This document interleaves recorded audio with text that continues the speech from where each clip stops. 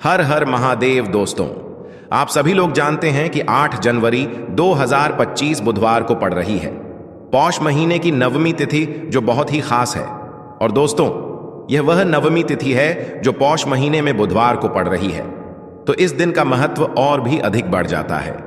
और दोस्तों, इसी दिन किया जाने वाला पंडित जी द्वारा बताया गया 5 गेहूं के दाने वाला उपाय आप लोगों को जरूर करना चाहिए, क्योंकि दोस्तों, यह एक ऐसा उपाय है जो कि हर दिन नहीं किया जाता। पौष महीने में जो नवमी तिथि आती है उसी दिन किया जाता है, क्योंकि पौष महीने में शमी के पौधे का बहुत ही बड़ा महत्व होता है। और अगर आप लोगों ने इस उपाय को नहीं किया है या किसी कारणवश नहीं कर पाए हो, तो बुधवार के दिन इस उपाय से मत चूकना। इसी के साथ में गुरुजी ने अपनी शिव पुराण कथा में बताया है कि इस दिन आपको 5 गेहूं के दाने का उपाय तो आपको अवश्य ही करना चाहिए, क्योंकि ऐसा दिन पूरे साल में सिर्फ एक ही बार आता है। और दोस्तों, आप सभी लोग जानते हो कि बुधवार नवमी तिथि का अगर सबसे बड़ा कोई उपाय है तो वह 5 गेहूं के दाने वाला उपाय है।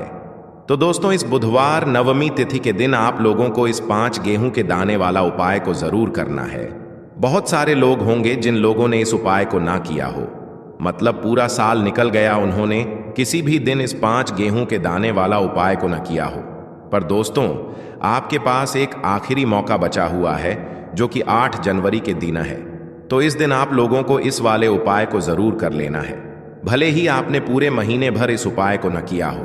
पर अगर आपने इस पौष महीने के बुधवार नवमी तिथि के दिन अगर इस वाले उपाय को कर लिया, तो आपको इस उपाय को करने का वह फल मिलेगा जिसकी आपने कभी कल्पना भी नहीं करी होगी।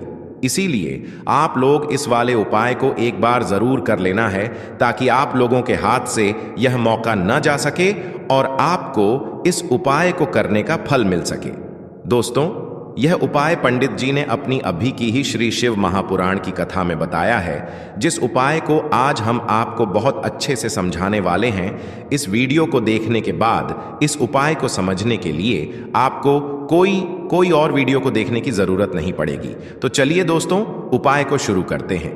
देखिए, यह इस 8 जनवरी पौष महीने के बुधवार नवमी तिथि के दिन यह इतना खास होता है, इतना महत्वपूर्ण होता है। देखा गया है कभी कभी बड़े बड़े पूजा पाठ अनुष्ठान से जो मनोकामना पूर्ण नहीं होते, वह पौष महीने के बुधवार नवमी तिथि के दिन एक छोटे से उपाय करने से ही आपकी मनोकामना पूर्ण हो जाती है।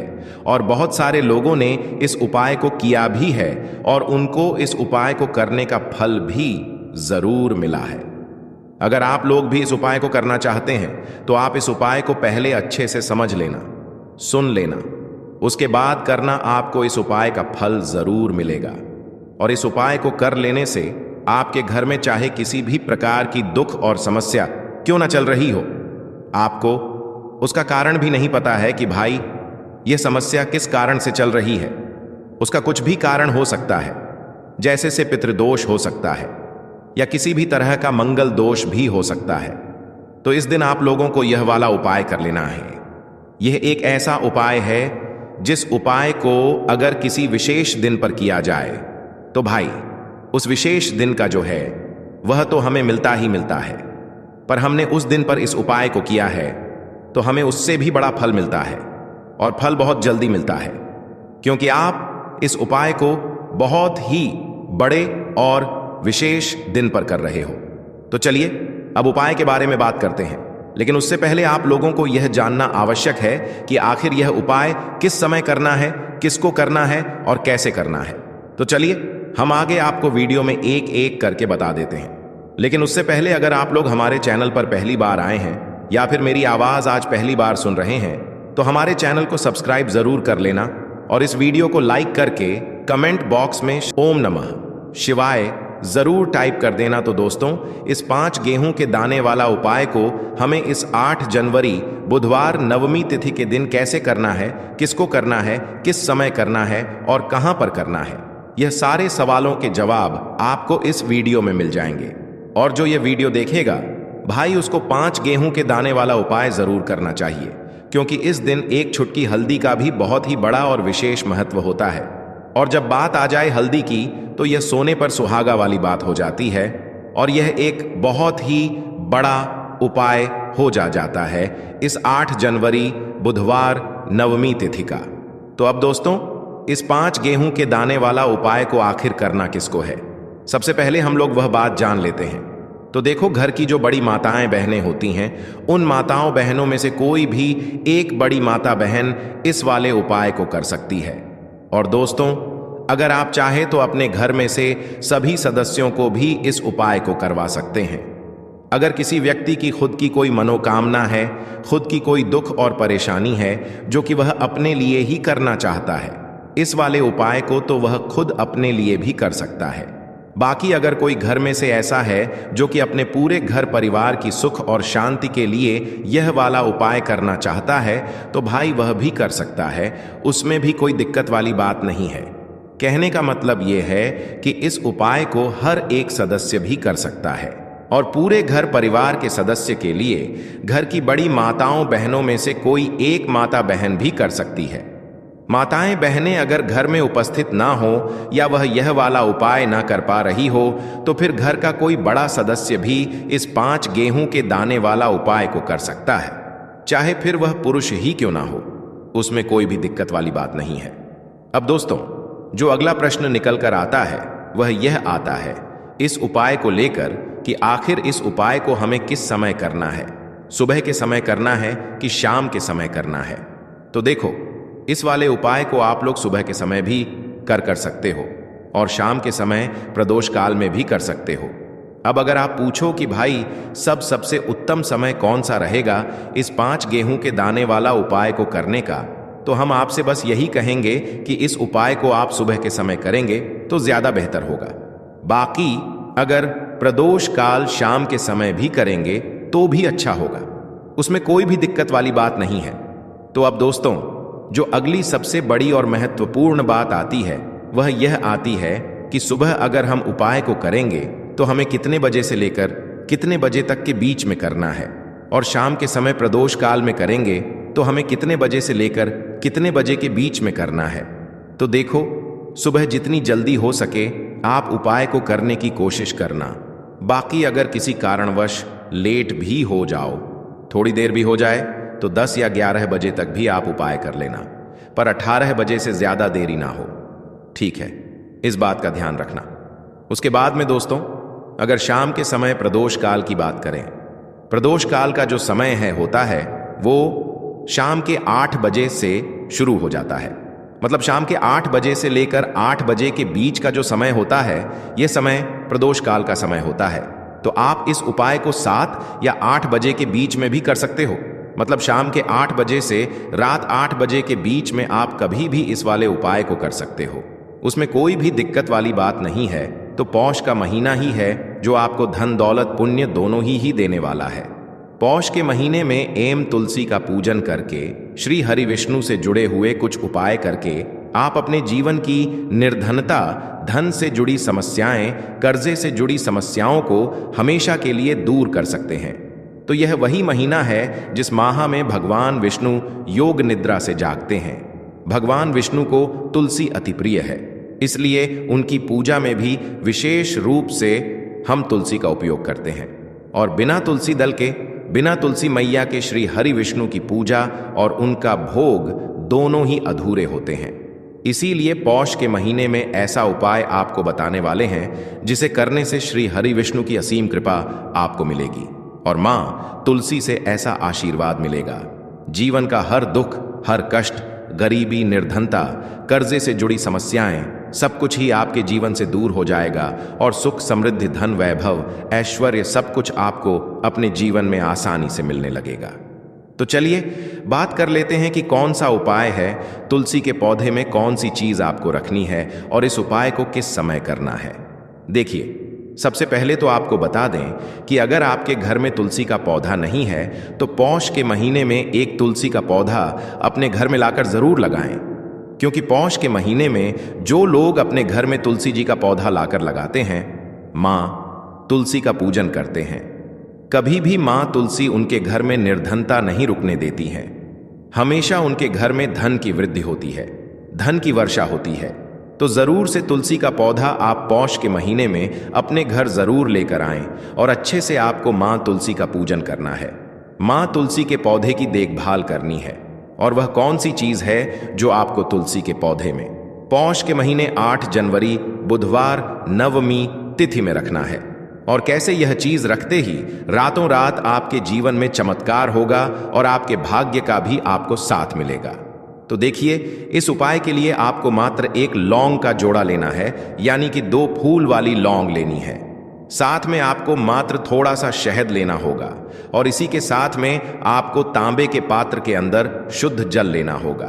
अब देखिए, इन सभी सामग्रियों को लेकर के आपको भगवान शिव के मंदिर में पहुंच जाना है। देखें, ये उपाय आप सुबह से लेकर शाम तक कर सकते हैं। तो वह सबसे पहले तो आपके पास जो 2 फूल वाली लौंग हैं, उन्हें आपको शहद के अंदर अच्छे से डुबो है, यानी कि दोनों लौंग पर आपको अच्छे से शहद का लेपन कर देना है। अब आपको जो आपके पास एक लौटा जल है, सबसे पहले तो उसे शिवलिंग पर धीरे धीरे समर्पित करना है और श्री शिवाय नमस्तुभयम इसका जाप करते हुए समर्पित कर देना है। अब आपके पास जो 2 फूल वाली लौंग है शहद से, उसे आपको शिवलिंग पर अर्पित करना है और आपको प्रार्थना करनी है कि जीवन में जो रोग की स्थिति है वह समाप्त हो। जीवन के जो संकट और समस्याएं हैं वह सभी समाप्त हो। जीवन से जो कर्ज की समस्या है वह समाप्त हो। इस प्रकार से प्रार्थना करते हुए यह जो 2 फूल वाली लौंग ही शहद संयुक्त, इससे आपको शिवलिंग पर अर्पित कर देनी है। आपकी जो भी समस्या होगी इस बुधवार के दिन अवश्य ही समाप्त हो जाएगी। तो इस प्रकार से आपको पहला उपाय करना है। अब हम बात कर लेते हैं दूसरे उपाय के बारे में। देखो, यह उपाय आपके लिए सर्वश्रेष्ठ होने वाला है। देखिए, इस उपाय के लिए आपको मात्र 5 हरे मूंग के दाने आपको साबुत लेने हैं, खंडित नहीं होने चाहिए। इस बात का ध्यान रखें। और इसी के साथ मैं आपको एक तांबे के पात्र के अंदर अपने घर से शुद्ध जल ले लेना है। अब दोस्तों, इन सभी सामग्रियों को लेकर के आपको सीधे पहुंच जाना है भगवान शिव के मंदिर में। देखिए, इस उपाय को भी आप सुबह भी कर सकते हैं और शाम के समय में भी कर सकते हैं। देखिए, भगवान शिव के मंदिर में पहुंचने के बाद आपके पास जो 5 हरे मूंग हैं, उनमें से पहला जो हरा मूंग है, आपको शिवलिंग के सामने जो नंदी महाराज होते हैं और उनका जो पैर उठा हुआ होता है, वहां पर आपको पहला हरा मूंग समर्पित कर देना है और आपको ओम नमः शिवाय इसका जाप कर लेना है। फिर आपको दूसरा हरा मूंग लेना है और शिवलिंग पर जो श्री गणेश जी वाला स्थान होता है, वहां पर आपको यह दूसरा हरा मूंग समर्पित कर देना है, यानी कि शिवलिंग के सीधे तरफ आपको यह दूसरा हरा मूंग समर्पित करना है और फिर आपको ओम नम शिवाय या फिर श्री गणेशाय नम इसका जाप कर लेना है। तीसरा हरा मूंग का दान आपको भगवान शिव की सबसे प्रिय पुत्री माता अशोक सुंदरी वाले स्थान पर समर्पित करना होगा। शिव की जो जलाधारी होती है, जहां से जल बह करके आता है, उसी जलाधारी के बीच में जो कहीं कहीं उठी हुई लाइन होती है सांप की आकृति के रूप में, वहीं पर आपको तीसरा हरा मूंग समर्पित करना है और फिर आपको ओम नमः शिवाय इसका जाप कर लेना है। अब दोस्तों, चौथा जो हरा मूंग है, उसे आपको भगवान कार्तिकेय जी का जो स्थान होता है शिवलिंग पर, वहां पर आपको यह चौथा हरा मूंग का दाना समर्पित कर देना है और आपको ओम नमः शिवाय इसका जाप कर लेना है। अब दोस्तों, आपके पास जो 5वां और अंतिम हरा मूंग बचा हुआ है, उससे आपको उससे जल के पात्र के अंदर डाल देना है और इस हरे मूंग से युक्त जल से आपको भगवान शिव के शिवलिंग का अभिषेक कर देना है। जल आपको बिल्कुल धीरे धीरे समर्पित करते जाना है और लगातार आपको शिव महापुराण के मूल श्री शिवाय नमस्तुभ्यम इसका जाप करते रहना है। फिर आपको शिवलिंग के सामने बैठकर, यदि आप अपने बच्चों के लिए यह उपाय कर रहे हैं, यदि आप अपने बच्चों की बुद्धि ज्ञान और विवेक के लिए उपाय कर रहे हैं, तो उसके लिए आपको प्रार्थना कर लेनी है, या फिर व्यापार में वृद्धि करने के लिए यह उपाय कर रहे हैं तो उसकी कामना करते हुए आपको प्रार्थना कर लेनी है, या फिर अपनी नौकरी के लिए कर रहे हैं, या फिर अपने इंटरव्यू के लिए, या फिर धन की प्राप्ति के लिए कर रहे हैं। जिस भी कामना के लिए आप उपाय कर रहे हैं, उसे परिपूर्ण करने के लिए आपको महादेव से प्रार्थना कर लेनी है और फिर आपको वापस अपने घर आ जाना है। पूज्य गुरु जी ने कहा है कि जो भी व्यक्ति इस उपाय को कर लेता है तो यकीन मानिए आपके जीवन की जो सारे संकट, कष्ट और बाधाएं ही वह सभी समाप्त होंगे। अब हम बात करते हैं अगले उपाय की। इस उपाय के लिए आपको एक दीपक लेना है। दीपक आप मिट्टी का भी ले सकते हैं और शुद्ध आटा मढ़कर उसका दीपक भी आप तैयार कर सकते हैं। दीपक के अंदर गोल बाती का प्रयोग करना है और दीपक के अंदर आपको शुद्ध घी का प्रयोग करना है। इसी के साथ में आपको मात्र एक फूल वाली लौंग लेनी होगी। अब यह एक दीपक और एक फूल वाली लौंग लेकर के सीधा आपको पहुंचना होगा बरगद के वृक्ष के वहां पर। देखिए, सबसे पहले तो आपके पास जो एक फूल वाली लौंग है उससे आपको बरगद के वृक्ष की जड़ में समर्पित करना है। देखिए, अगर आपके जीवन में कोई भी बड़ा संकट आने वाला है, कोई भी बड़ा कष्ट आने वाला है, तो वह इस उपाय के माध्यम से दूर होने वाला है। महादेव की विशेष कृपा रहेगी कि जो भी संकट आपके जीवन में आने वाला होगा वह भी दूर हो जाएगा। तो आपको एक लौंग समर्पित करनी है बरगद के वृक्ष की जड़ में, और वहीं पर आपको जो है गोल बाती वाला दीपक जो आप लेकर के गए हैं उससे भी वहां पर प्रज्वलित कर देना है वट केयर करते हुए।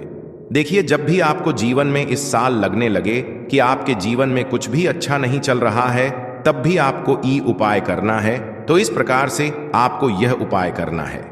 अब हम जान लेते हैं चौथे विशेष उपाय के बारे में। देखें, यदि आपके विवाह में, शादी में कोई भी समस्या आ रही है, यदि आपका जो कर्ज है वह दिन पर दिन बढ़ते ही जा रहा है, तो आपको यह चमत्कारी उपाय करना चाहिए। कोई भी समस्या अगर जीवन में है तो उसे दूर करने के लिए आपको ई उपाय करना चाहिए। मंगल दोष से जुड़ी हुई समस्या भी है तब भी आपको यह उपाय करना चाहिए। देखिए, इस उपाय के लिए आपको एक तांबे के पात्र के अंदर अपने घर से शुद्ध जल लेना है और इसी के साथ में आपको एक छुटकी लाल चंदन लेना होगा। अब आपको क्या करना है कि जो लाल चंदन आपने लिया है उसे आपको उससे जल के पात्र के अंदर डाल देना है, और यह जल्द जो है आपको लाल चंदन से युक्त तैयार कर लेना है, और यह लाल चंदन से युक्त जल आपको भगवान शिव के मंदिर में लेकर के पहुंचना है। लेकिन यह उपाय भी आप सुबह से लेकर के शाम तक कर सकते हैं।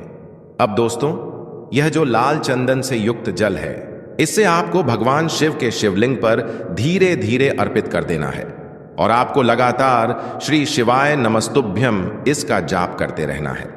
देखिए, यदि आपके जीवन में विवाह से जुद्ध समस्या चल रही है तो आपको मंगलेश्वर महादेव का स्मरण करना है, और जीवन में अधिक कर्ज की समस्या है तो आपको आरण मुक्तेश्वर महादेव का स्मरण करना है। देखना, एक दिन आपकी सब तरह की समस्या जल्दी ही समाप्त हो जाएगी। तो इस प्रकार से आपको यह चौथा उपाय करना है। अब हम जान लेते हैं अंतिम और पांचवें उपाय के बारे में। देखिए, बुधवार का दिन है और हनुमान जी भगवान शिव के रुद्र अवतार हैं, तो यह उपाय और भी खास हो जाता है। तो यह जो उपाय है विशेषकर आपको हनुमान जी के वहां पर ही करना होगा। देखिए, जब भी आपको ऐसा लगने लगे कि आपके जीवन में जो कर्ज है वह समाप्त ही नहीं हो पा रहा है, दिन प्रतिदिन बढ़ाते ही जा रहा है, कष्ट जो है वह दिन प्रतिदिन बढ़ाते ही जा रहे हैं, कष्ट जो है वह समाप्त ही नहीं हो पा रही है, यानी कि जीवन में जब भी कोई विपदा आती है, संकट आता है, तो हमें संकट मोचन हनुमान जी के मंदिर में जाना चाहिए। लेकिन यह उपाय बहुत ही खास है। इस उपाय के लिए आपको एक चौमुख दीपक तैयार करना होगा। आपको एक दीपक लेना है। दीपक के अंदर 4 बातियाई बाती के लिए आपको मोली वाला धागा आता है, कलावा का उसकी भी बना सकते हैं, या फिर आप सफेद रुई की जो बत्तियां हैं उन्हें भी बना सकते हैं। अब आपको लेना है एक कटोरी सरसों का तेल, और अब इस दीपक के अंदर या तो आपको चमेली का तेल डालना है, या फिर जो आपने एक कटोरी सरसों का तेल लिया है उसमें आपको सरसों का तेल डालना है, और इसी के साथ में आपको मात्र एक फूल वाली लौंग भी लेनी है। देखिए, अब जो ये दीपक है और लौंग है, इन दोनों का आपको हनुमान जी के मंदिर में लेकर के पहुंचना है। अब सबसे पहले तो यह जो चौमुखी दीपक है इसे आपको हनुमान जी के सामने प्रज्वलित करना है। दीपक को प्रज्वलित करने के बाद आपको वहीं पर एक बार हनुमान चालीसा का पाठ करना है, या फिर आप आरण मोचक मंगल स्तोत्र का पाठ भी कर सकते हैं। अब आपके पास जो एक फूल वाली लौंग है उनसे आपको अपने सीधे हाथ में रखना है, आपको प्रार्थना करनी है हनुमान जी से कि जीवन की जो भी संकट है, विपदा है, वह सभी आपकी कृपा से दूर हो। और यह जो एक लौंग है, इससे भी जो हरा मूंग है, उसे आपको भगवान कार्तिकेय जी का जो स्थान होता है शिवलिंग पर, वहां पर आपको ये चौथा हरा मूंग का दाना समर्पित कर देना है और आपको ओम नमः शिवाय इस मंत्र का जाप कर लेना है। अब दोस्तों, आपके पास जो पांचवा और अंतिम हरा मूंग बचा हुआ है, उससे जल के पात्र के अंदर डाल देना है और इस हरे मूंग से युक्त जल से आपको भगवान शिव के शिवलिंग का अभिषेक कर देना है। जल आपको बिल्कुल धीरे धीरे समर्पित करते जाना है और लगातार आपको शिव महापुराण के मूल मंत्र श्री शिवाय नमस्तुभ्यम इस मंत्र का जाप करते रहना है। फिर आपको शिवलिंग के सामने बैठकर, यदि आप अपने बच्चों के लिए ये उपाय कर रहे हैं, यदि आप अपने बच्चों की बुद्धि, ज्ञान और विवेक के लिए उपाय कर रहे हैं, तो उसके लिए आपको प्रार्थना कर लेनी है, या फिर व्यापार में वृद्धि करने के लिए ये उपाय कर रहे हैं तो उसकी कामना करते हुए आपको प्रार्थना कर लेनी है, या फिर अपनी नौकरी के लिए कर रहे हैं, या फिर अपने इंटरव्यू के लिए, या फिर धन की प्राप्ति के लिए कर रहे हैं। जिस भी कामना के लिए आप उपाय कर रहे हैं, उसे परिपूर्ण करने के लिए आपको महादेव से प्रार्थना कर लेनी है और फिर आपको वापस अपने घर आ जाना है। पूज्य गुरु जी ने कहा है कि जो भी व्यक्ति इस उपाय को कर लेता है, तो यकीन मानिए आपके जीवन की जो सारे संकट, कष्ट और बाधाएं ही वो सभी समाप्त होंगे। अब हम बात कर लेते हैं तीसरे उपाय की। देखिए, इस उपाय के लिए आपको 2 दीपक लेने होंगे। दोनों ही दीपक आप मिट्टी के भी ले सकते हैं और दोनों ही दीपक आप शुद्ध आटा मढ़कर उनके भी तैयार कर सकते हैं। आटे के दीपक को सबसे विशेष माना गया है। अब दोस्तों, दोनों ही दीपक के अंदर आपको शुद्ध घी का प्रयोग करना होगा और एक दीपक के अंदर आपको गोल रुई की बाती का प्रयोग करना होगा और एक दीपक के अंदर आपको लंबी बाती का प्रयोग करना होगा। लंबी बाती वाले दीपक के अंदर आप मौली वाला जो धागा आता है कलावा का, उसकी बाती का प्रयोग भी आप लंबी बाती वाले दीपक के अंदर कर सकते हैं। देखिए, 2 दीपक वाला ये चमत्कारी उपाय केवल रात्रि में ही किया जाता है, इसीलिए आपको इस उपाय को बहुत ही ध्यान से समझना है। इसी के साथ मैं आपको 11 काले तिल के दाने लेना है और इसी के साथ में आपको मात्र 1 चुटकी हल्दी भी लेनी होगी। अब दोस्तों, यह सभी सामग्री लेकर के आपको रात्रि के समय पहुंच जाना है अपने घर में, जहां कहीं भी तुलसी जी का पौधा, तुलसी माता का निवास स्थान है, वहां पर देखिए दोस्तों, सबसे पहले तो आपके पास जो एक गोल बाती का दीपक, उसे आपको तुलसी जी के वहां पर प्रज्वलित करना है। दीपक को प्रज्वलित करते समय आपको ओम नमो भगवते वासुदेवाय इस मंत्र का 11 बार जाप कर लेना है। अब देखिए दोस्तों, आप जो 11 काले तिल के दाने लेकर के आए हैं, उन्हें आपको अपने सीधे हाथ में रखना है और जो आपने गोल बाती वाला दीपक प्रज्वलित किया है माता तुलसी जी के वहां पर, उसके ऊपर से आपको इन 11 काले तिल को घाटी की दिशा में घुमाना है। आपको अपना नाम और अपनी गोत्र को बोल देना है और फिर आपको इन काले तिल को उससे जलते हुए दीपक के अंदर डाल देने हैं। देखिए, काले तिल भगवान विष्णु के पसीने से उत्पन्न हुए हैं और जब भी हम यह दीपक बुधवार की रात्रि में प्रज्वलित करते हैं, तो इससे हमें हमारे कर्ज में राहत मिलती है, हमारे जीवन में धन प्राप्ति के नए नए मार्ग खुलते हैं, हमारा अगर कोई भी कार्य रुका हुआ है तो वह भी परिपूर्ण होता है। देखिए, गोल बाती का जो दीपक है, विशेषकर हम माता तुलसी के वहां पर भगवान विष्णु और माता लक्ष्मी के निमित्त प्रज्वलित कर रहे हैं। इस प्रकार से आपको ये दीपक प्रज्वलित कर देना है। अब जो आपके पास लंबी बाती का दीपक है, 1 चुटकी हल्दी है, तो इससे आपको लेकर के पहुंचना है अपने घर के मंदिर में। आपके घर के मंदिर में माता लक्ष्मी की जो भी प्रतिमा ही मूर्ति है, उनके सामने सबसे पहले तो आपको ये लंबी बाती का दीपक रखना है। फिर आपको दीपक को प्रज्वलित कर देना है। दीपक को प्रज्वलित करते समय आपको ओम महालक्ष्मी नमः इस मंत्र का जाप करते रहना है। अब दोस्तों, आपके पास जो 1 चुटकी हल्दी है, उसे आपको अपने सीधे हाथ में रखना है और इस 1 चुटकी हल्दी को आपको उस दीपक के ऊपर से 11 बार घड्डी की दिशा में घुमाना है और आपको ओम महालक्ष्मी नमः मंत्र का जाप करते रहना है और इस 1 चुटकी हल्दी को आपको उसे दीपक के अंदर डाल देना है। देखिए, 1 चुटकी हल्दी वाला जो दीपक है, आपके जीवन से दुर्भाग्य को समाप्त करता है, माता लक्ष्मी की आपको कृपा प्राप्त करवाएगा, धन प्राप्ति के आपके जीवन में नए नए मार्ग बनाएगा। गुरु जी द्वारा बताए गए ये सब सिद्ध उपाय है दोस्तों, इस वीडियो में हमने आपको गुरुजी द्वारा बताए गए 3 से 4 बहुत ही चमत्कारी उपाय बताए हैं जो आपको करने हैं। उपाय से लेकर कुछ भी पूछना है तो कमेंट बॉक्स में पूछ सकते हैं। उपाय को करते समय किसी भी प्रकार की गलती ना करें। अगर आपको हमारी वीडियो पसंद आए तो हमारे इस चैनल को सब्सक्राइब जरूर करें, वीडियो को लाइक जरूर करें। हर हर महादेव।